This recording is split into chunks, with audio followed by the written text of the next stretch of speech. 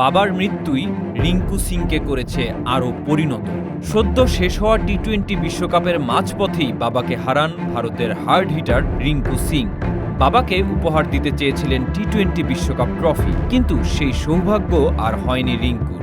কিন্তু তাতে ভেঙে পড়েননি, বরং নিজেকে শক্ত করে হয়েছেন আরও পরিণত।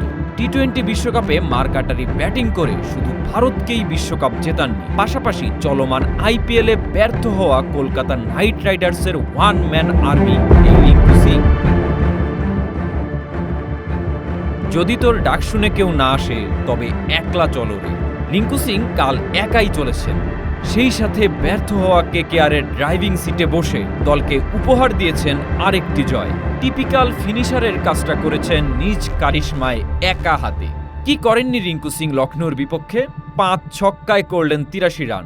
কলকাতা নাইট রাইডার্সকে একাই নিয়ে গেলেন 155 রানে। তারপর ফিল্ডিং করতে গিয়ে নিলেন 5টি ক্যাচ। আবার সুপার ওভারেও জয়ের রান এলো তার ব্যাট থেকেই। আর কি করতে পারেন একজন ক্রিকেটার? কেকেআর নয়, রিঙ্কুর কাছেই ঘরের মাঠে হেরে গেল লখনৌ সুপার জায়ান্টস।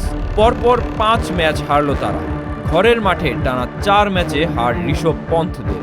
6 ম্যাচ জয়হীন থাকার পর টানা 2 ম্যাচ জিতল কেকেআর। শুধু লখনৌর বিপক্ষেই নয়, রাজস্থান রয়্যালসের বিপক্ষেও গত ম্যাচে রিঙ্কু খেলেছিলেন ম্যাচ উইনিং হাফ সেঞ্চুরি। অথচ এই রিঙ্কুই 2 মাস আগে ভুগছিলেন মানসিক অবসাদে। টি-20 বিশ্বকাপের মাঝপথে বাবাকে হারানো, একাদশে অনিয়মিত হওয়া, সবই যেন তাকে পেয়ে বসেছিল একসাথে। কিন্তু রিঙ্কু হাল ছেড়ে দেওয়ার পাত্র নন। সৈয়দ মুশতাক আলী ট্রফি ছিল তার ফিরে আসার মঞ্চ, আর ফিরেও এসেছেন তিনি।